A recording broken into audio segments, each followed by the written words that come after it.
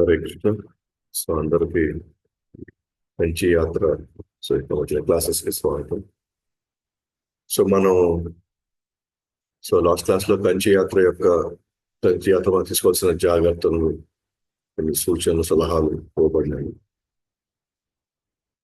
తర్వాత కంచి యొక్క స్థల పురాణం, కంచి ఎలా ఏర్పడింది, బ్రహ్మదేవుడు భగవంతుని దర్శించుకోవాలనుకున్నప్పుడు, వ్యక్తిగతంగా దర్శించుకోవాలనుకున్నప్పుడు, సో మొదట నైమిషారణ్యం అనేటువంటి ఒక ఆ, అరణ్యం ఒక రూపంలో భగవంతుడు కనిపించాడు. ఆ తర్వాత ఒక పుష్కరిణి రూపంలో తర్వాత కనబడ్డాడు. లేదు నాకు వ్యక్తిగతంగా నాకు కనబడాలి అనుకున్నప్పుడు, సో బ్రహ్మ తీవ్రమైనటువంటి ప్రార్థన చేసినప్పుడు ఆయనకి అనేక రకాల ఆటంకాలు తనకి ఆ, ఎదురైనాయి. సో మొట్టమొదటిగా భగవంతుడు ఫస్ట్ ఆయనకి ఏం సూచన ఇచ్చారంటే కంపల్సరీ యజ్ఞం చేయాలి, 1000 అశ్వమేధ యజ్ఞాలు చేయాలని చెప్పబడింది అనమాట. సో కానీ బ్రహ్మ తను తనకున్నటువంటి ఇబ్బందిని తను వ్యక్తపరిచాడు భగవంతుడికి. 1000 అశ్వమేధ యజ్ఞాలు చేయాలంటే దానికి కావాల్సినటువంటి ఆ శక్తి, సామర్థ్యం, వనరులు, ఇదంతా అది సాధ్యమయ్యే పరిస్థితి కాదు. దయచేసి ఇంకేదైనా అవకాశం ఉంటే ఏదో ఒక విధంగా కొంచెం సులభతరంగా ఏదైనా చేసే పని నాకు చెప్పండి అన్నప్పుడు భగవంతుడు కంచికి వెళ్ళి నువ్వు కానీ ఒకసారి యజ్ఞం చేసినా సరే నీకు 1000 అశ్వమేధ యజ్ఞాలు చేసినంత సమానమే అని చెప్పడం జరిగింది అనమాట. అప్పుడు ఆయన కంచికి రావడం, కంచిలో ఆయన యజ్ఞం చేయాలని మొదలుపెట్టినప్పుడు రకరకాల ఆటంకాలు వచ్చాయన్నమాట. సో ఆటంకాలు మొదటి మనం ఆటంకాన్ని చూసుకుంటే కనుక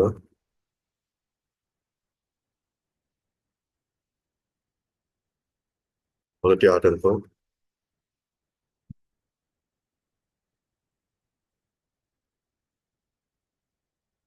సరస్వతీదేవి కోపంతో ఆమె నది ప్రవాహాన్ని సృష్టించింది. అప్పుడు భగవంతుడు వేగసేతు పెరుమాళ్ అనే అనే అవతారంగా వచ్చి ఆయన అక్కడ ఒక ఆనకట్టులాగా ఆయన ఉండి ఆ నది ప్రవాహాన్ని ఆపాడు. రెండో ఆటంకం కింద సో రాక్షసులో అక్కడ అంధకారాన్ని సృష్టించారు. అప్పుడు ఒక వెలుగు రూపంలో దర్శనం ఇచ్చి ఆ యొక్క యజ్ఞానికి ఈ యొక్క అంధకారం ఆటంకం కాకుండా ఆయన కాపాడాడు అనమాట. అందుకే ఆయన దీపక ప్రకాష్ పెరుమాళ్ అని చెప్పబడింది. సో విలక ఒళి పెరుమాళ్ అని చెప్తారు. అందులో మూడో ఆటంకం శర్మం అనే రాక్షసుడు ఉద్భవం జరుగుతుంది. అప్పుడు అష్టభుజ పెరుమాళ్, సో ఆయన వచ్చి ఆ శరభ అనేటువంటి రాక్షసుని చంపడం జరుగుతుంది. సో నాలుగో ఆటంకం రాక్షసుడు వ్యక్తిగతంగా వచ్చి ఆయన వేధించడం జరిగింది బ్రహ్మని. అప్పుడు యోగ నరసింహస్వామి రూపంలో వచ్చి ఆయన ఆ యొక్క వ్యక్తిగతంగా ఏదైతే ఆయన వేధించబడ్డాడో ఆ రాక్షసుని సంహరించాడు అనమాట. అప్పుడు ఆ యజ్ఞం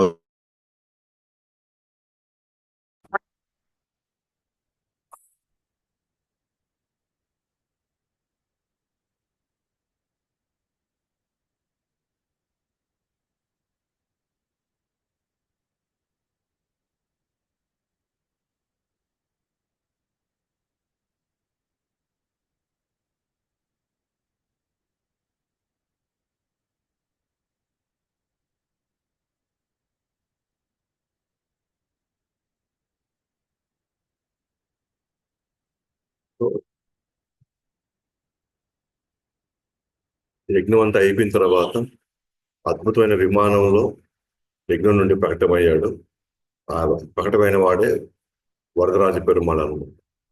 సో ఇది మనం ఇంత ముందర ఈ కంచి యాత్ర యొక్క స్థల పురాణం, కంచి యొక్క స్థల పురాణం గురించి మనం చెప్పుకున్నాము. సో ఈ రోజు మనం శ్రీ పెరంబదూర్ ఆదికేశవ మందిరం గురించి ఈరోజు మనం చెప్పుకుంటాం.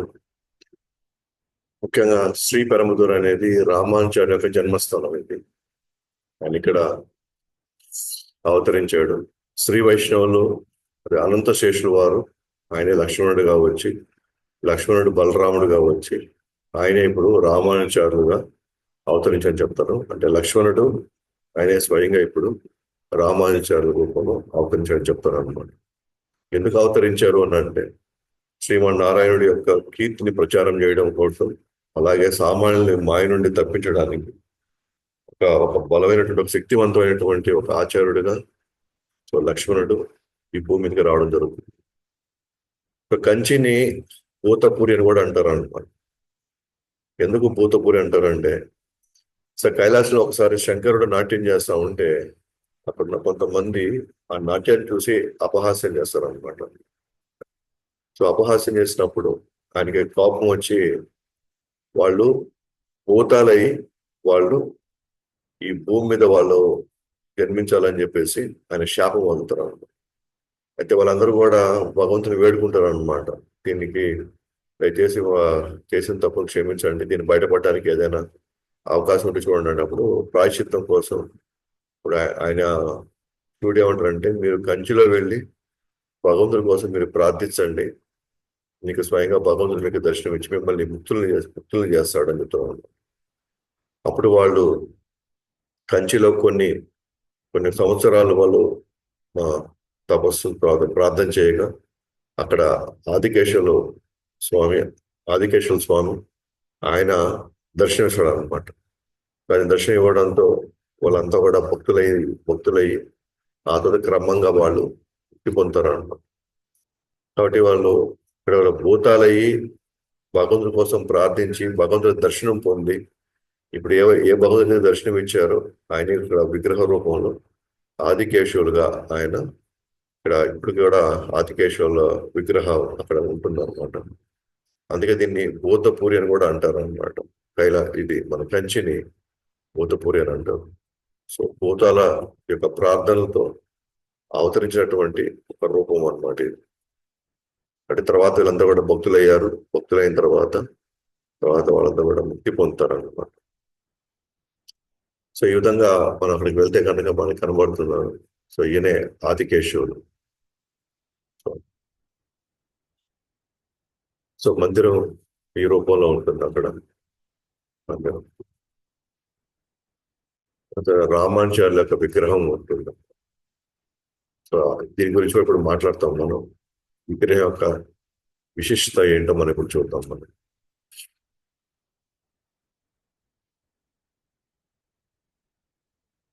సో రామానుజార్యుల వారు ఆఖరి రోజుల్లో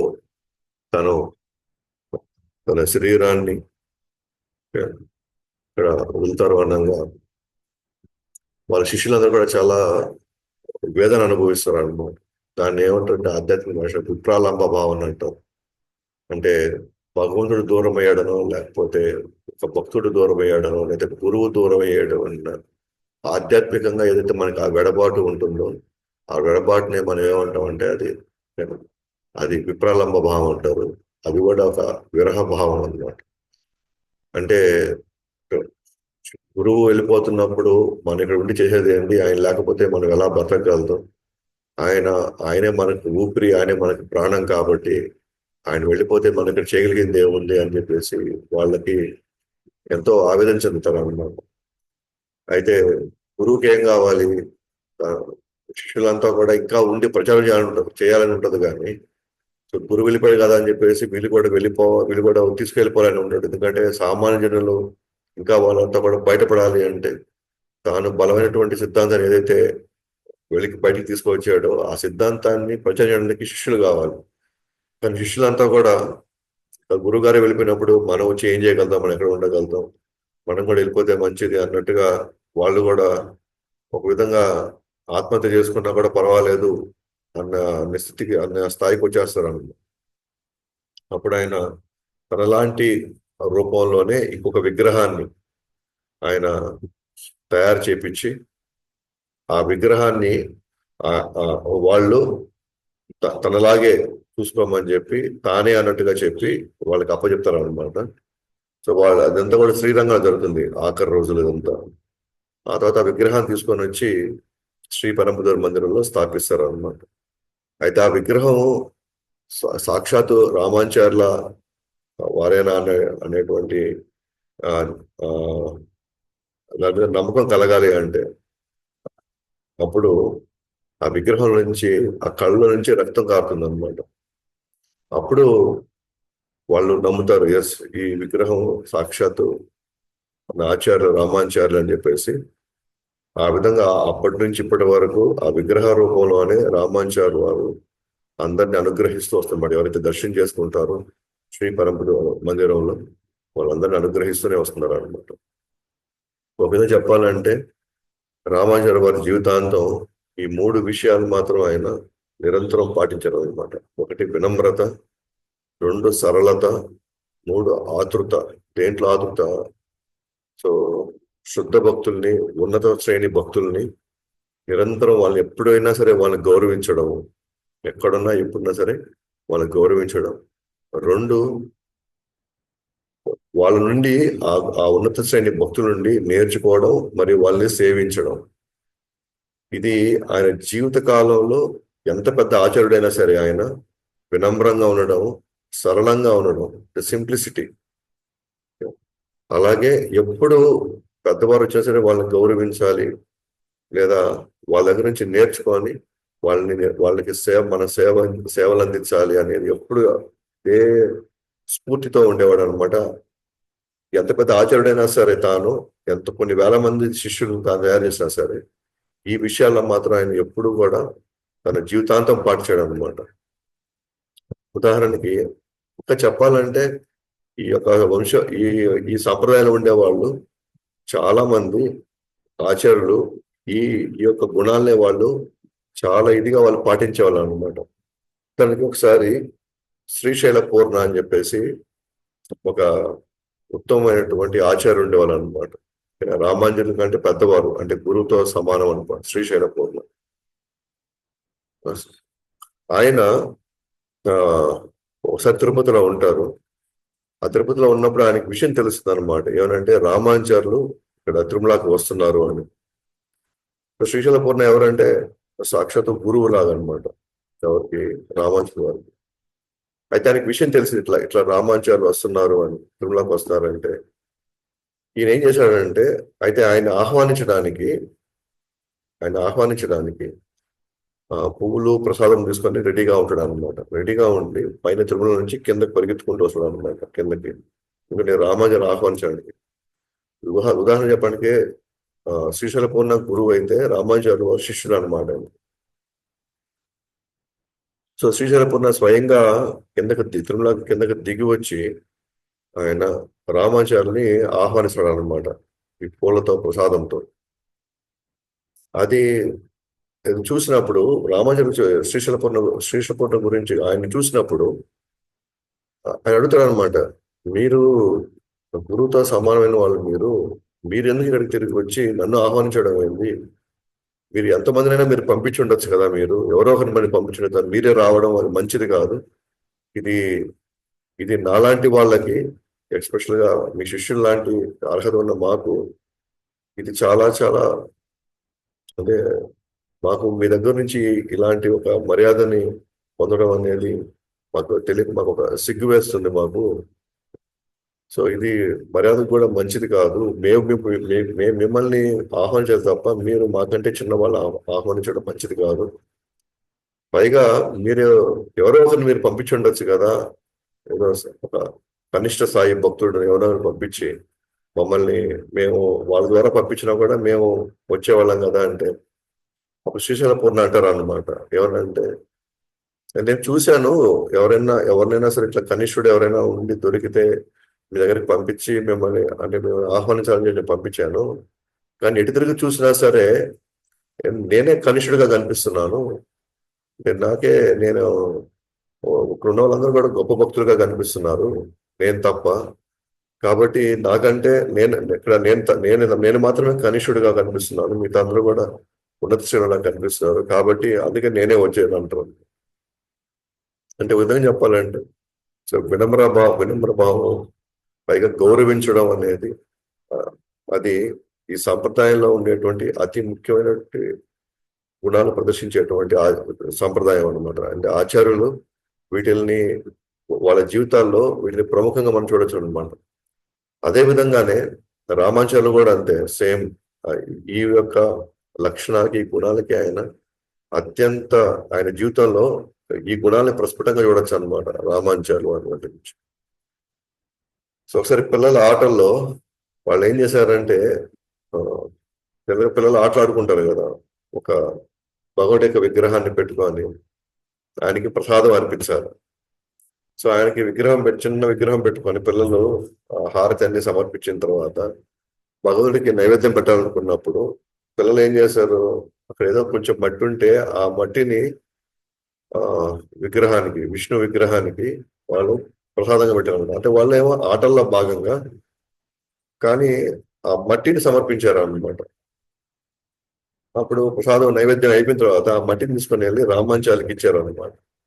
రామాంచాలకి ఇస్తే వాళ్ళు ఏం చెప్పారు, ఇది కృష్ణుడు ప్రసాదం నుండి విష్ణు ప్రసాదము, దయచేసి మీరు స్వీకరించండి అన్నప్పుడు ఆయన ఏమి ఆలోచించకుండా ఆ మట్టిని తిన్నాడు అనమాట. ఎందుకంటే వీళ్ళు విష్ణువుకి వీళ్ళు అర్పించారు కదా ఆ మట్టి. సో వాళ్ళ వాళ్ళ వాళ్ళ సమర్పణలో ఎంతో ప్రేమ ఉంది, భగవానుడికి ఏదో ఒకటి అర్పించాలని. సో వాళ్ళకి ఏదో దొరికింది, పిల్లలు కాబట్టి దొరికింది, మట్టి దొరికింది కాబట్టి అది భగవంతుడు నిజంగా స్వీకరించినట్టేను అది. కాబట్టి ఆయన పెట్టారు కాబట్టి ప్రసాదం అది నేను స్వీకరిస్తున్నాను చెప్పి స్వీకరించాడు అనమాట. అంటే వినమ్రత కానీ సరళతతో కానీ ఆతృత, ఎప్పుడైనా గౌరవించడం కానీ భగవంతుడి మీద అపారమైన నమ్మకం అన్నమాట ఎప్పుడైనా సరే. అయితే రామాచార్యుల యొక్క ఆచార్యులు ఎవరైతే యమునాచార్యులు ఉన్నారో ఆయనకి 2 ప్రమాణాలు ఇచ్చాడు అనమాట. ఒక ప్రమాణం వచ్చేసి ఏదైతే విశిష్ట అద్వైతం ఏదైతే ఉందో ఆయన ఆ సంప్రదాయంలో ఉన్నటువంటి సిద్ధాంతం ఏదైతే ఉందో, ఎట్లా అంటే భగవంతుడు, జీవుడు మరియు ప్రకృతి ఈ మూడు వేరు వేరు. సో పరమాత్మ వేరు, జీవుడు వేరు, ప్రకృతి వేరు. ఈ ముగ్గురు ఒకటి కాదు. ఎందుకు ఆ మాట రాసి వచ్చిందంటే అంతకుముందు అద్వైత సిద్ధాంతము శంకరాచార్యులు ప్రతిపాదించినటువంటి అద్వైత సిద్ధాంతంలో అంతా ఒకటే, ఆత్మ, పరమాత్మ, ప్రకృతి అంతా ఒకటే, ప్రకృతి అంతా ఏమి అంతా మాయది, దీనికంటూ ఎటువంటి వీటికి ప్రకృతి ఎటువంటి ఉనికి ఏమీ లేదు, అంతా ఒకటే, అంతా బ్రహ్మనే అంతా కూడా అని చెప్పి ఆయన ఒక బలమైన అద్వైత సిద్ధాంతాన్ని తీసుకొచ్చాడు అన్నమాట. దానికి ప్రతివాదం కింద సో రామానుజాలు విశిష్ట అద్వైతం తీసుకొస్తారు అనమాట. భగవంతుడు ఉన్నాడు, అట్ ద సేమ్ టైం ఆయన వ్యక్తిగతంగా వేరుగా ఉన్నాడు, జీవుడు వ్యక్తిగతంగా వేరుగా ఉన్నాడు. ఈ రెండు కాకుండా ప్రకృతిగా కూడా వేరుగా ఉంటుంది. ఈ ముగ్గురు ఉంటారు, ఇది ఎప్పటికి కూడా ఉండి తీరుతుంది అని చెప్పి ఆయన ఈ ప్రతిపాదన తీసుకురావాలి. అయితే ఈ ప్రతిపాదన ఏదైతే ఉందో విశిష్ట అద్వైతానికి, అది ప్రపంచవ్యాప్తంగా దాన్ని మనం అందరూ ఆమోదించాలి అని అంటే వేదాంత సూత్ర ఆధారంగా దానికి భాష్యం రాయాలి. వేదాంత సూత్రం ప్రకారంగా దానికి ఒక భాష్యం రాయాలి, దానికి వివరణ రాయాలన్నమాట.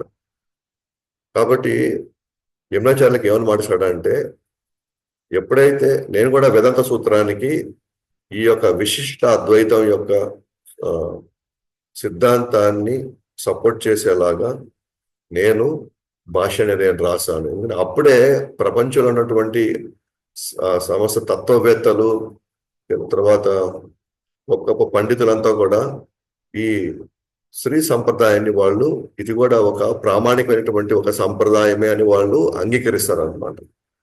ఉదాహరణకి ఇప్పుడు బ్రహ్మ మధ్య గౌడీయ పరంపర ఏదైతే ఇప్పుడు ఇస్కాన్ ఫాలో అవుతున్నారు, సో దాంట్లో సో మనలో కూడా సో బల్దేవ్ విద్యాభూషణ్ అనేటువంటి ఆచార్యుడు ఆయన వేదాంత సూత్రానికి మన రాసిన భాష అంటే గోవింద భాష్యం అనమాట ఇది.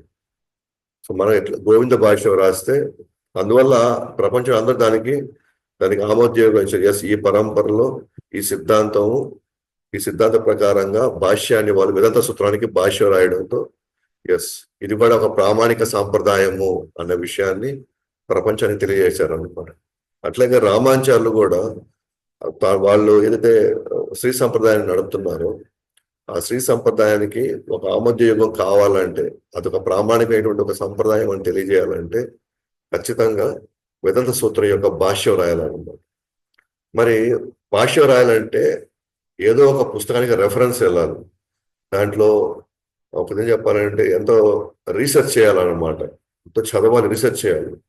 బట్ ఏ బుక్ ఆధారంగా రీసెర్చ్ చేయాలి అనేది ఒక విషయం వచ్చినప్పుడు అప్పుడు బోధాయన ఋషి రాసినటువంటి బోధాయన వృత్తి అనే పుస్తకం నుంచి వాళ్ళు శ్రీ భాష్యని రాయాలి.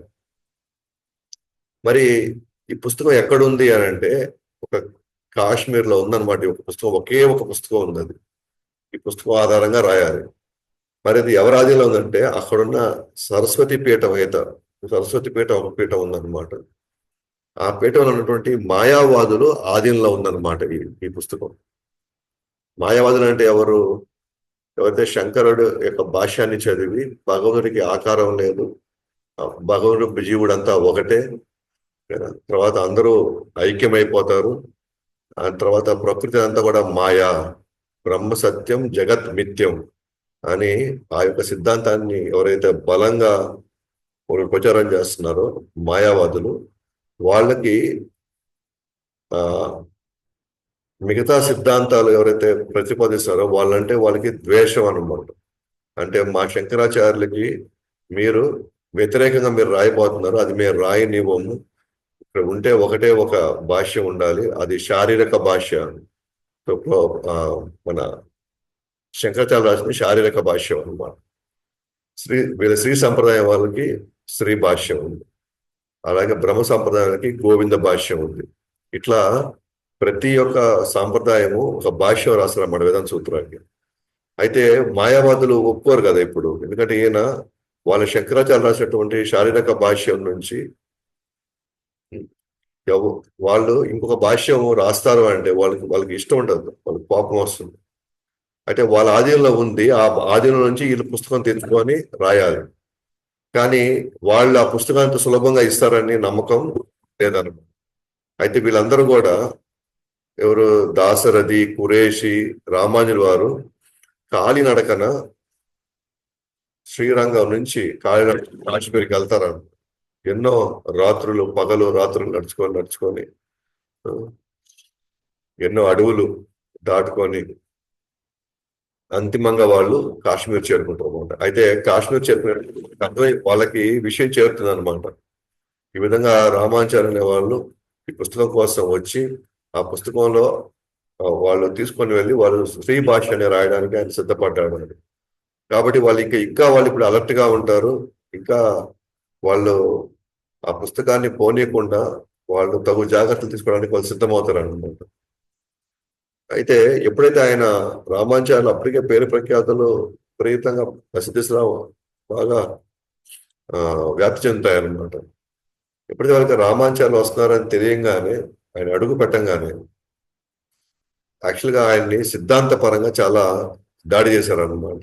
అంటే వాళ్ళ సిద్ధాంతాన్ని ఆయనకి వివరించడం, ఆ సిద్ధాంతం సంబంధించిన ప్రశ్నల్ని అడగడం, దాన్ని నిరూపించమని చెప్పేసి అడగడం. అయితే మన రామానుజాచార్యుల వారు ఆయన ఎప్పుడో ఇవన్నీ ఊహించిందే కాబట్టి వాళ్ళు అడిగిన అన్ని ప్రశ్నలకైనా సమాధానం చెప్తారు అనమాట. అన్నిటికీ చాలా ఓపిక్గా, వాళ్ళు ఎన్ని రకాలుగా దుర్భాషలాడినా సరే, ఎన్ని రకాలుగా వాళ్ళు ఈయన అగౌరవపరిచినా సరే, నిదానంగా ఉండి అన్నిటికీ సమాధానం చెప్తారు అనమాట. వాస్తవానికి వాళ్ళు శరణాగతి పొందాల్సింది పోయి వాళ్ళు ఇంకా ద్వేషం పెంచుకుంటారు అనమాట. ద్వేషం పెంచుకొని ఎట్లయినా సరే ఈ బోధాయన వృత్తి అనే ఈ పుస్తకం మాత్రం ఆయనకి దక్కకూడదు. దక్కింది అని అంటే ఇంకా ఆటోమేటిక్ ఇంకా అనేక భాష్యాలు వచ్చాయి అంటే అప్పుడు మన సాంప్రదాయక ప్రాముఖ్యత ఖచ్చితంగా మనం కోల్పోదాం అనే ఉద్దేశంతో సో వాళ్ళు ఎట్టి పరిస్థితులు ఆ పుస్తకాన్ని ఇవ్వరన్నమాట. అదే రామానుజాచార్యులు అన్ని రకాలుగా పరీక్షలు అన్నమాట. ఎందుకంటే ఒకసారి ఆ పుస్తకం తెచ్చుకోగలిగితే ఆ పుస్తకంలో నుంచి వాళ్ళు రాయగలుగుతారు. కానీ ఇక్కడ వాళ్ళు ఏమంటారు, ఈ పుస్తకాన్ని ఇస్తే ఇంకా మా భాష్య యొక్క విలువ పోతుంది అని చెప్పి వాళ్ళు ఇవ్వడం అనమాట. అప్పుడు అక్కడ ఉన్నటువంటి రాజు అయితే కాశ్మీర్ వెళ్తున్న రాజు ఎవరుతున్నాడు రామాంచార్య యొక్క ఎప్పుడైతే ఈ వాద ప్రతివాదం జరిగే చూసారా సిద్ధాంతపరంగా మాయావాదులకి రామాంచార్యులకి రామాంచార్యుల యొక్క జ్ఞానాన్ని ఆయన చూసి ముగ్ధుడయ్యాడన్నమాట ఆయన గుణాలు అన్ని చూసి ఇంతకంటే గొప్ప ఆచార్యం మనకు ఉండరన్న భావంలో ఆయన శరణాగతి తీసుకుంటాడు అన్నమాట. అంటే ఆయన గురువుగా స్వీకరించేస్తాడు రామాంచార్యులు. అయితే ఇదంతా అవుతుంది.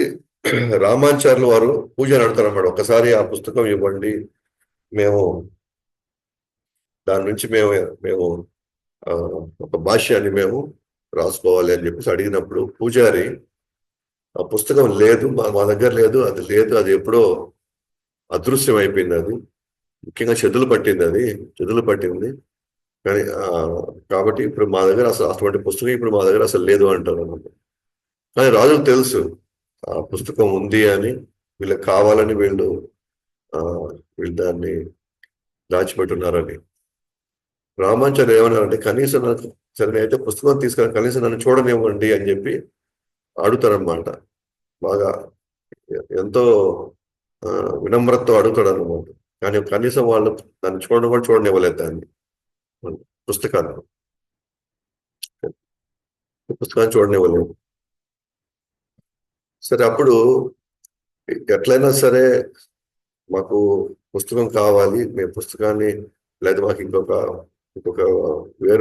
వేరే అవకాశం మాకు లేదు అని చెప్పినప్పుడు ఎట్లా తీసుకురావాలి పుస్తకాన్ని, ఎట్లా ఆ పుస్తకాన్ని మనం సంపాదించాలనుకున్నప్పుడు అప్పుడు రామాచార్యులు వాళ్ళు రాజుకు ఒక ప్రతిపాదన పంపించాడు అనమాట. ఏమైనా ప్రతిపాదన అంటే సో ఎటువంటి ప్రతిపాదన అంటే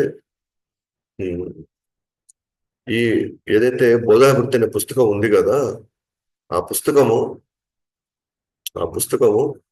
మీరు అక్కడ సరస్వతి పీఠం కదా, అది సరస్వతి పీఠంలో సరస్వతి విగ్రహం ఉంటుంది అనమాట. ఆ విగ్రహం దగ్గర మీరు ఈ బోధామృతి అనే పుస్తకం పెట్టండి, ఒక బల్ల మీద పెట్టండి. ఒకవేళ అది రేపు మనం వచ్చి మళ్ళీ మందిరం తెరిచినప్పుడు ఆ పుస్తకం కానీ అమ్మవారి చేతిలో ఉందంటే, సరస్వతి అమ్మవారి చేతిలో ఉందంటే ఆమె ఇష్టపూర్వకంగా మాకు పుస్తకం ఇవ్వాలని అంగీకరించినట్టు. ఒకవేళ ఆమె చేతిలో కానీ లేకపోతే ఆ పుస్తకం బల్ల మీదే ఉంది అనుకోండి, అంటే ఆమెకి ఇష్టం లేదు మాకు ఇవ్వడానికి, కానీ అక్కడ తేలిపోతుంది, ఇంకా మేము ఆ పుస్తకం గురించి మేము ఇంకా అడగము, మేము వెళ్ళిపోతాం అంటారు అనమాట. సరే అని చెప్పేసి అట్లా అటువైపు మాయావాదులు, ఇటువైపు మన రామాచార్యులు అందరూ ఒప్పుకుంటారు అనమాట ఆ ప్రతిపాదనకి. సో రాజు ఈ విషయం చెప్తారు, అందరూ దాన్ని ఏకీభవిస్తారు అందరూ. సో ఏకీభవించిన తర్వాత అనుకున్నట్టుగానే ఇంకా అమ్మవారి విగ్రహం ఉంటుంది, బల్ల మీద ఈ పుస్తకం పెడతారు. సో వాళ్ళు ఇంకా గుడి మూసిన తర్వాత మరుసటి రోజు తీయంగానే పుస్తకం వచ్చి చేతుల్లో ఉండాలి. అయితే రాత్రి ఈ మాయావతులు ఏం చేస్తారంటే రామాచార్యుల యొక్క వాళ్ళకి తెలుసు కదా ఆయన ఎంత గొప్ప భక్తుడు, ఆయన శక్తి సామర్థ్యాలు తెలుసు కాబట్టి మాయావాదులు ఖచ్చితంగా ఇది రేపు ఉదయం అమ్మవారి చేతిలో ఉంటుంది ఖచ్చితంగా, దాంట్లో ఎటువంటి సందేహం లేదని చెప్పి సో మాయావాదుల భయంతో పూజారికి లంచం ఇస్తారు అన్నమాట. ఏమంటే ఎట్లయితే నువ్వు అర్ధరాత్రి నువ్వు ఆ పుస్తకాన్ని తీసేసుకొని నువ్వు మళ్ళీ ఈ పుస్తకం లేకుండా నువ్వు తీసుకొని తగలబెట్టేసేయి నువ్వు అని చెప్తాను అనమాట. సరే పూజారి వాళ్ళ మాటలు తీసుకొని అంగీకరించి అర్ధరాత్రి వెళ్ళి ఆయన తలుపు తీస్తున్నాడు అనమాట. అర్ధరాత్రి తలుపు తీస్తే పుస్తకం వచ్చి అప్పటికే సరస్వతి అమ్మవారి చేతిలో ఉంటుంది అనమాట పుస్తకం. సో చేతిలో ఉన్నది చూసిన తర్వాత ఆశ్చర్యపోతాడు అనమాట పూజారి. అంటే ఇక్కడ అమ్మవారు నిజంగానే చాలా సంతోషంగా ఉంది ఆ పుస్తకం రామాచార్యులు ఇవ్వడానికి.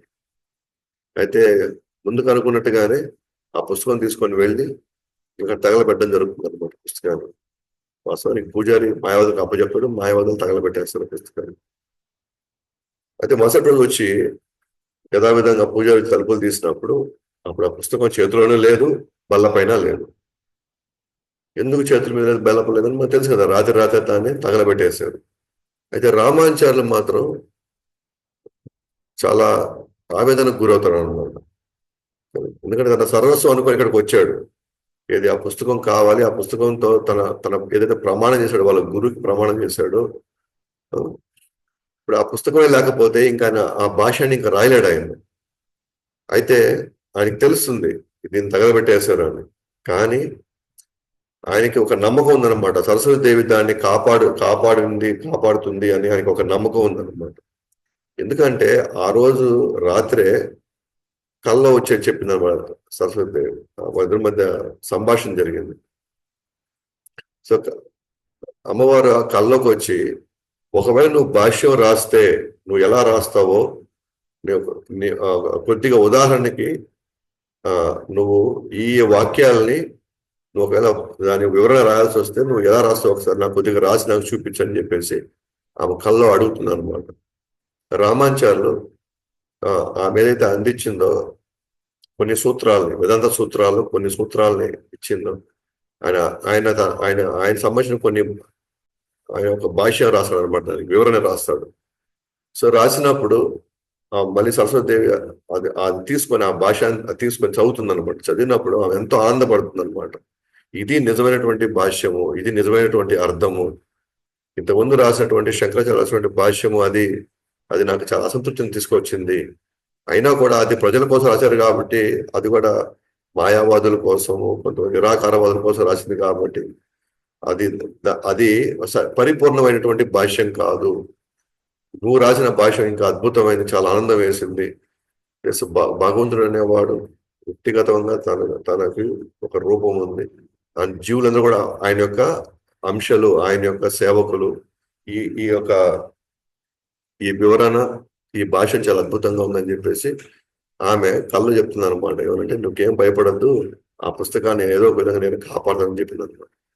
కాబట్టి ఒక పక్కన బయట తగలబెట్టారు ఈ పుస్తకాన్ని అని తెలిసినా కూడా ఆయనకి ఎక్కడో దగ్గర లేదు అమ్మవారు దాన్ని 80% దాన్ని నేను కాపాడాలని చెప్పింది కాబట్టి మీరు ఒకసారి ఆమె కేశాల్లో వెతకండి, ఆమె వెంట్రుకల్లో సరిపోయి వెతకండి అన్నప్పుడు అక్కడ దొరుకుతుంది అన్నమాట. ఆ పుస్తకం దొరుకుతుంది. దొరికినప్పుడు ఇంకా అర్థమైపోయింది, ఎట్లా బల్ల మీద లేదు, ఎక్కడ లేదు, అది అమ్మవారి దగ్గరే ఉంది కాబట్టి రాజు స్వయంగా అందించాడు అనమాట ఆ పుస్తకాన్ని. అయితే ఎప్పుడైతే ఆ పుస్తకాన్ని అందించారో రామాచార్యులకి ఇమ్మీడియట్ గా వెంటనే అతి వేగంగా ఆయన శ్రీరంగం బయలుదేరడానికి ప్రయత్నిస్తాడు. అంటే అక్కడ ప్రశాంతంగా ఎవరు రాయనిరు. ఇంకా పుస్తకాన్ని తీసుకొని ఇంకా శ్రీరంగం బయలుదేరమాట, దాశరథి కురేషి విద్యుత్ కలుపుకొని. అయితే ఎప్పుడైతే వీళ్ళు వెళ్తున్నారో వాళ్ళు కూడా వెంబడించడం స్టార్ట్ చేశారు. ఎట్లయినా సరే దారి మధ్యలో సరే ఆ పుస్తకాన్ని లాక్కోవాలని చెప్పేసి. అట్లా కొన్ని రోజులు వాళ్ళు తిరిగి వెళ్తూ అడవుల మధ్యలో, వాళ్ళ కోణల మధ్యలో వాళ్ళు వెళ్తూ ఉన్నారు అనమాట. మొత్తానికి వాడిని పట్టుకున్నారు అనమాట. ఈ మాయావాదులు వాడిని పట్టుకొని వాళ్ళ దగ్గర నుంచి పుస్తకాన్ని లాక్కునేశారు. అయితే రామాచార్యులు వాళ్ళ పుస్తకాన్ని తీసుకెళ్లిపోయిన తర్వాత రామాచార్యులు ఎంతో బాధకి ఆవేదనకు గురవుతారు అనమాట. ఎందుకంటే ఒకసారి కూడా చదవలేదు ఆ పుస్తకాన్ని. ఎందుకంటే పగలు రాత్రి వాళ్ళు వెంబడిస్తూ ఉంటే వీళ్ళు ఏం చేస్తున్నారు, ఇప్పుడు పరిగిస్తూనే ఉన్నారు, నడుస్తూనే ఉన్నారు. ఎక్కడ వాళ్ళ పుస్తకానికి అవకాశం రాలేదు. అయితే ఇది ఇప్పుడు ఎలా చేయాలి, ఏం చేయాలి, ఇప్పుడు మళ్ళీ వెళ్ళి వాళ్ళ దగ్గర నుంచి ఆ పుస్తకం తీసుకొని వచ్చే అవకాశం లేదు అని చెప్పి ఎలా అని బాధపడినప్పుడు కురేషి అన్నాడు అనమాట, మీరేం దాని గురించి వరి అవ్వాల్సిన అవసరం లేదు. నేను రాత్రంతా కూడా, మీరు పగలంతా మనం నడుస్తున్నప్పుడు రాత్రంతా మీరు పడుకున్నారే కానీ నేను పడుకోలేదు. నేను ఆ పుస్తకంతో నేను చదివేశాను. నాకు ప్రతిదీ నాకు గుర్తుంది. దాంట్లో ఉన్న ప్రతి వాక్యం నాకు గుర్తుంది, ప్రతి పదం, ప్రతి అక్షరం నాకు గుర్తుంది. కాబట్టి మీరేమి దాని గురించి మీరు భయపడాల్సిన అవసరం లేదు. మీ అనుగ్రహం వల్ల నాకు ఆ జ్ఞాపకం శక్తి నాకు ఉండడం ఉంది. నాకు ప్రతిదీ నాకు గుర్తుంది కాబట్టి నేను ఆ మొత్తం నేను రాస్తానన్నప్పుడు అప్పుడు శ్రీరంగం వెళ్ళిన తర్వాత ఆ శ్రీ భాష్యాన్ని పూర్తి చేస్తారన్నమాట. సో ఒకసారి శ్రీ భాషని పూర్తి చేసిన తర్వాత, మొత్తం పుస్తకాన్ని చేసిన తర్వాత మళ్ళీ వీళ్ళు తిరిగి కాశ్మీర్కి వెళ్ళి ఆ సరస్వతీదేవికి అర్పిస్తారన్నమాట. అంటే ఆమె అనుగ్రహం వల్లనే ఆ పుస్తకం రాయగలిగామని. ఆ విధంగా అమ్మవారు కూడా ఎంతో సంతోషపడతారు. ఆ విధంగా మొదటి ప్రమాణాన్ని పూర్తి చేస్తారన్నమాట రామాచార్యులు. ఇదే యమునాచార్యకి ఇచ్చిన మొదటి ప్రమాణం ప్రతిజ్ఞ చేస్తాడు. అలాగే రెండో ప్రమాణం ఉంటుందన్నమాట. రెండో ప్రమాణం ఏంటంటే నారాయణ యొక్క నామ రూప గుణలీలని ప్రచారం చేస్తాము అని చెప్పి రెండో ప్రమాణం చేస్తాడు. అప్పుడు నారాయణ యొక్క నామరూప గుణలీలని ప్రచారం చేయడానికి సో దేశమంతటా రామాచార్యులు తిరుగుతారన్నమాట వాళ్ళ శిష్యులతో, ప్రచారం చేస్తున్న నారాయణ యొక్క గొప్పతనాన్ని, విశిష్టతను చెప్పుకుంటూ వెళ్తారు. సో దేశమంతా, దశ ఉత్తరం, దక్షిణం, పశ్చిమ, తూర్పు, అన్ని దగ్గరలో ఎక్కడ అవకాశం ఉన్నా సరే అక్కడ అల్లా కూడా, ఉదాహరణగా హరిద్వార్ రామాచార్యులు, అట్లానే వెస్ట్ లో ద్వారకాకి వెళ్ళారు, ఈస్ట్ లో పూరికి వెళ్తారు, అలాగే సౌత్ లో, సౌత్ మొత్తం నిండిపోయింది దివ్య దేశాలతో. సో ఆ లెక్కన ఆయన చూసినప్పుడు ఇట్లా సింహాచలం, అహోబిలం, తిరుపతి, ఎక్కడికైనా వెళ్ళా సరే అక్కడ అంతా కూడా మంచి విగ్రహ సేవని అద్భుతంగా భగవంతుడికి నచ్చిన ఆగమ శాస్త్రం ప్రకారంగా భగవంతుని తృప్తిపరిచే విధంగా ఆయన యొక్క వాళ్ళ ఎంతో మంది శిష్యుల్ని విగ్రహారాధనలో పెట్టాడు అనమాట. గొప్ప గొప్ప గుళ్ళు కట్టించి ఆ గుళ్ళల్లో విగ్రహారాధన అద్భుతంగా జరిగేటట్టుగా ఆయన అనేక నగరాలు, అనేక క్షేత్రాలు తిరిగి ఆయన ఈ యొక్క మందిరాలు స్థాపించి గొప్పగా భగవంతుడికి సేవ జరిగేలా చూస్తున్నారు అన్నమాట. అట్లా మీరు చూసుకుంటే అసలు దక్షిణ భారతదేశంలో రామానుజాచార్యులు ఆయన ప్రచారం చేసినంత ఇదిగా అంతకుముందు ఆచార్యులు ప్రచారం చేయలేకపోయారు. అప్పుడు ఒక సంఘటన జరుగుతుందన్నమాట జగన్నాథ్ పూరిలో. అయితే జగన్నాథ్ పూరికి వెళ్తారు, అక్కడ చూస్తే అక్కడ ఉన్నటువంటి పూజారులు, అక్కడ మనం పండాలు అంటాం. సో వాళ్ళు అక్కడ అసలు ఏమాత్రం భగవంతుడికి పాటించవలసినటువంటి శాస్త్ర ప్రకారం పాటించేటువంటి విగ్రహారాధన సూచనలు ఏమీ పాటించట్లేదు అనమాట. ఆ సూత్రాలు, విగ్రహారాధన సూత్రాలు ఏమీ పాటించట్లేదు అనమాట. వెంటనే ఆయన్ని గమనించిన తర్వాత రామానుజాచార్యులు ఏమనుకుంటాడు, జగన్నాథుడు సాక్షాత్తు విష్ణువు, ఆయన్ని మనం ఎంత అద్భుతంగా సేవ చేయాలి, ఎంత నీట్ గా, ఎంత క్లీన్ గా, ఎంత శుచిగా ఉండాలి, మొత్తం ఆయన సేవ ఎంత గౌరవపూర్వకంగా ఉండాలి అని ఆయన అక్కడ ఉన్నటువంటి పూరి రాజుని పిలిపించి, ఇంకా ఇప్పటి నుంచి ఇక్కడ ఆగమ శాస్త్రం ప్రకారంగానే మనం ఇక్కడ పూజలు చేస్తాం, ఇది భగవంతుడు స్వయంగా ఇచ్చినటువంటి శాస్త్రం, ఇది ఆయన్ని ఆరాధన విధానం, ఆయన్ని అభిషేకం చేసే విధానం, సో ఆయన్ని అలంకరించే విధానం అన్నీ కూడా దీంట్లో ఏ పద్ధతిలో మనం చేయాలో ఈ పద్ధతిలో ఉన్నటువంటి ఈ ఆగమ శాస్త్రం ప్రకారం కింద జరగాలి. ఇక్కడ ఏది కూడా ఇక్కడ కనీసం నియమాలు వీళ్ళు పాటించట్లేదు, కనీసం విగ్రహారాధన ఉండాల్సినటువంటి ప్రమాణాలు ఏది వీళ్ళు పాటించట్లేదు. కాబట్టి రాజుని పిలిపించి, ఇంకను రేపటి నుంచి మేము దగ్గరుండి ఇవన్నీ కూడా ఏ పద్ధతిలో మేము నేర్పించాలో అవి మేము చూపిస్తాము, అందరిని పిలవండి అని చెప్పి ఆయన చెప్పడం జరుగుతుందన్నమాట పూరి రాజుకి. సో పూరి రాజు రామాచార్యులు ఎంత గొప్ప ఆచార్యులు, సో ఆయన యొక్క మాటలో ఎంతో కొంత సత్యం ఉంటుంది, నిజంగా మనం మన యొక్క ప్రమాణాలు పెంచుకోవాల్సి వస్తుందేమో అని చెప్పి అందరు పిలుస్తారు అనమాట. ఇట్లా రేపు రామాచార్యులు వస్తున్నారు, వచ్చి మనకి భగవంతుడి యొక్క పూజా విధానాన్ని, అలాగే అనేక సేవలు, భగవంతుడి సేవలు ఏ పద్ధతిలో చేయాలి అన్ని కూడా మనకి ఆయన రేపు వచ్చి మనకి జ్ఞానాన్ని అందిస్తాడు అన్నప్పుడు అందరూ బాధపడతారు అన్నమాట. ఇప్పటి వరకు భగవంతుడి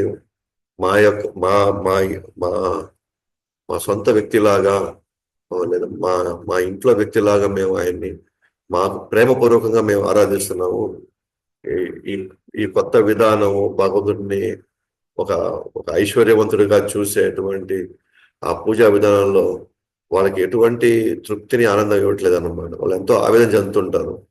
ఇదేంది ఈ విధంగా ఇప్పుడు భగవంతుడిని మనలో ఒకటిగా కాకుండా ఆయన్ని ఏదో ఒక శక్తివంతమైన వ్యక్తిగా చూడడం అనేది వాళ్ళకి ఎక్కడో అసంతృప్తి కలిగించింది అనమాట. సో రాత్రంతా వాళ్ళు జగన్నాథుని వేడుకుంటుంటారు అనమాట. రాత్రంతా అంటే వాళ్ళకి నచ్చినట్టుగా, వాళ్ళు కోరుకున్నట్టుగా, వాళ్ళకి ఎంతో ఇష్టంగా వాళ్ళు ఆ భగవంతుని అదే సేవలు కొనసాగాలని వాళ్ళు కోరుకుంటారు అనమాట. అయితే మరుసటి రోజు రాజు అందరూ వచ్చి రెడీగా ఉంటారు రామాంజన్ వారి కోసం వస్తారేమోనని, కానీ రామాంచాలు రారు అనమాట. అంటే ఏం జరిగిందంటే ముందు రోజు రాత్రి కల్లో రామాచార్య యొక్క కల్లో సాక్షాత్ జగన్నాథుడు వచ్చి నువ్వు నువ్వు నా గొప్ప సేవకుడివి, నిజంగా ఎన్నో దగ్గర నువ్వు ఆ, మందిరాల్లో నాకు నాకు తృప్తినిచ్చేలాగా నువ్వు ఎంతో మంది శిష్యులు తయారు చేసి నువ్వు నువ్వు వాళ్ళ చేత నువ్వు ఎంతో గొప్పగా నాకు సేవలు అందిస్తున్నావు. నిజంగా నువ్వు నా యొక్క అదే గొప్ప భక్తుడివి నువ్వు అని చెప్పి ఆయన మెచ్చుకుంటారు అన్నమాట సాక్షాత్తు జగన్నాథుడు. కానీ ఇక్కడ ఒక దగ్గర మాత్రం మీ యొక్క ఈ ఆగమ శాస్త్రాన్ని మాత్రం నువ్వు పక్కన పెట్టేసి ఇక్కడున్న వాళ్ళంతా కూడా నన్ను ఎంతో ఇష్టంగా ఎంతో ప్రేమతో వాళ్ళకి నచ్చినట్టుగా వాళ్ళు కోరుకున్నట్టుగా వాళ్ళ ఆనందం పొందేలాగా వాళ్ళు ఇక్కడ సేవలు చేసుకుంటారులే. ఈ ఒక్క మందిరాన్ని మాత్రం నువ్వు ఇక్కడ అటువంటివి ఏది కూడా నువ్వు తీసుకురావద్దు, కాబట్టి నువ్వు ఇక్కడి నుంచి నువ్వు వెళ్ళిపోవడం మంచిదని చెప్తారు అనమాట రాత్రి కల్లోని. అయితే ఏ కల్లో అయితే జగన్నాథుడు కనిబడి ఆయన జగన్నాథుడు ఈ సంభాషణ కొనిగిస్తాడు, అలాగా ఆ రాత్రి జగన్నాథుడు ఆయన్ని పూరి నుంచి శ్రీకూర్మానికి పంపించాడు అనమాట. కూర్మక్షేత్రం మన శ్రీకాకుళంలో ఉంటుంది. అంటే భగవానుడు కూర్మావతారాలు ఉంటాడు అక్కడ. ఆయన ఆ కల్లోనే జగన్నాథుడు ఆయన్ని పూరి నుంచి ఆయన కూర్మక్షేత్రానికి ఆయన షిఫ్ట్ చేస్తాడు అనమాట. ఆయన ఉదయం లేయడం చూస్తే ఆయన పూరిలో ఉన్నాడు, ఆయన కూర్మక్షేత్రంలో ఉంటారు అనమాట.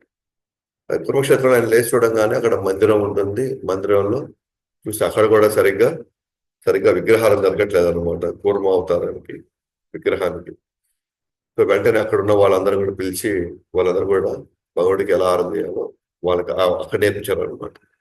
అంటే రామాచార్యులు వారు ఎక్కడికి వెళ్ళినా సరే అద్భుతంగా ఈ సేవలను అందరినీ అందించాడు భగవంతుడు సంరక్షణ. కానీ ఒక పూరి దగ్గర మాత్రం భగవంతుడు స్వయంగా వీళ్ళు నన్ను ఆరాధించే విధానం నాకు ఎంతో నచ్చింది, వాళ్ళు నన్ను ఒక యజమానిలా చూడకుండా వాళ్ళు వింటిగా చూస్తున్నాడు, దయచేసి వాళ్ళకి వదిలేసి వాళ్ళు చూసుకుంటారు అన్నమాట.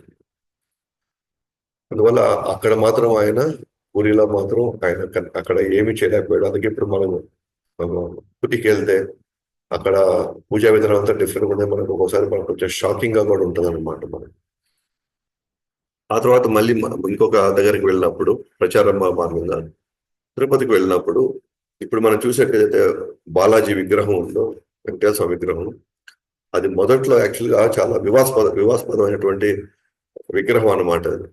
ఎందుకంటే ఆ విగ్రహంలో ఎప్పుడు పాము ఉండేది అనమాట, మెడలో పాము ఉండేది, చేతిలో శంకు చక్రం ఉండేది అనమాట చేతిలో. వీళ్ళు శైవులు అనుకున్నారంటే ఈయన సాక్షాత్ శివుడు అనుకునేవారు, ఎందుకంటే పాము ఉంది కాబట్టి. వైష్ణవులు అనుకునేవారు అంటే లేదు శంకు చక్రం ఉంది కాబట్టి ఈయన విష్ణువే అనుకునేవాళ్ళు. అయితే వాళ్ళ మధ్య ఎప్పుడు కూడా ఏదో ఒక వాద ప్రతివాదనలు, వాళ్ళు ఎప్పుడు ఏదో ఒక గందరగోళం అంతా ఉండేదన్నమాట. అంటే వీళ్ళేమో అది ఒకే విగ్రహాన్ని ఒకరు శివుడాన్ని ఇంకొకరు వచ్చి విష్ణు అని అంటే ఎప్పుడు ఒక వివాదాస్పదమైనటువంటి ఒక వాతావరణం ఉంది అనుకోండి, అక్కడ ఏది కూడా సరిగ్గా జరగదన్నమాట. సో ఆ టైంకే అక్కడ రామాచార్యులు వచ్చి ఎట్లయినా సరే ఒక పరిష్కారం ఇవ్వాలి, అది ఏదైనా కావచ్చు, ఒకటి మనం తేల్చేయాలి దాన్ని, శివుడా లేకపోతే విష్ణువా ఏదో ఒకటి అన్నప్పుడు. సో రామాచార్యులు ఏమంటారంటే అక్కడ ఒక త్రిశూలం పెట్టి అలాగే శంకు చక్రం తీసుకొచ్చి అక్కడ పెడతారు అన్నమాట. శంకు చక్రం తీసుకొచ్చి పెడతారు. సో సేమ్ మనకి ఎట్లా సరస్వతి ఎట్లా జరిగిందో అట్లే విధంగా ఇది విగ్రహానికే మనం వదిలేద్దాము, ఆయన ఏది తీసుకుంటే దాన్ని బట్టి మనం ఆయన ఆరాధిస్తాము. ఆయన త్రిశూలం తీసుకుంటే ఇంకా ఆయన శివుడు, సో శివుడు ప్రకారంగా మనం నెక్స్ట్ చేయవలసిన కార్యాలు చేయాలి. లేదు ఆయన శంకు చక్రం తీసుకుని అనుకోండి, అప్పుడు ఆయన విష్ణువు, అప్పుడు విష్ణు ప్రకారంగా ఆరాధన జరగాలంటుంది.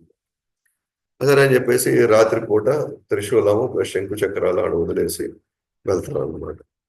ఇంకా ఉదయం వచ్చి ఎప్పుడైతే పరదా తీశారో, సో పరదా తీయగా చేతిలో శంకు చక్రాలు ఉన్నాయన్నమాట నిల్చుంటాం. సో దీంతో అందరి యొక్క ఇది తీరిపోతున్నారు అనమాట. ఏమనంటే ఈయన సాక్షాత్తు విష్ణువు అని.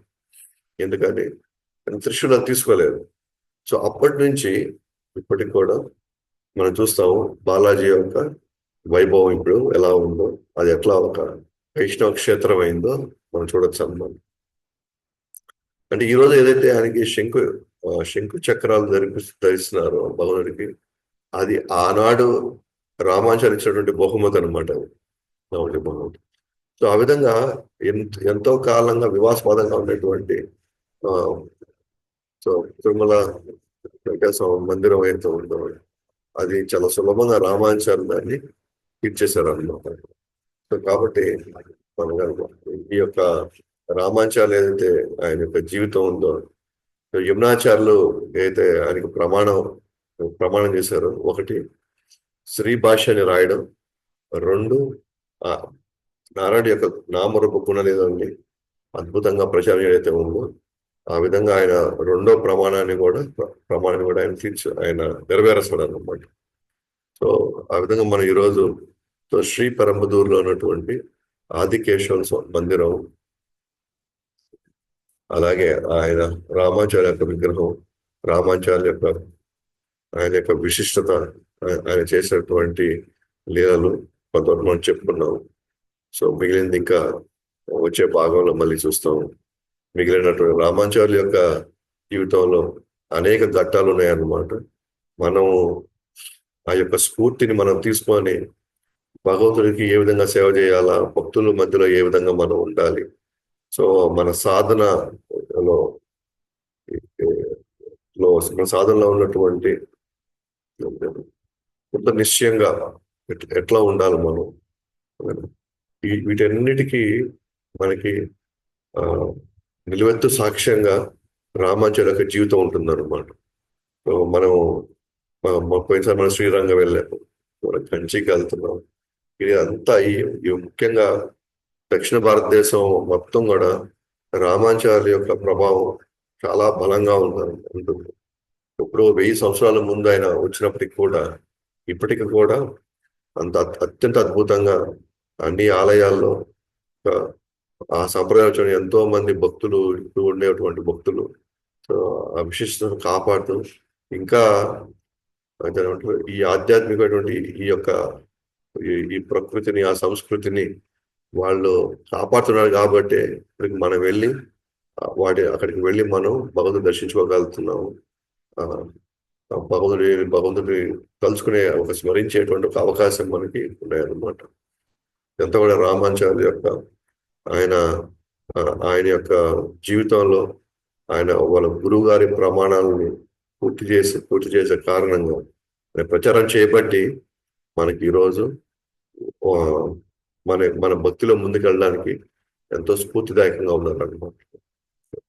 సో మిగిలింది మనం వచ్చే సెషన్లో చూసుకుంటాం. జై శ్రీ కంచి యాత్రకి జై, కంచి ధామ్ కి జై, జగద్గురు శ్రీల ప్రభుపాద की जय, गुरुधर्म हरिनाम संकीर्तन की जय, गौर प्रेमानंद।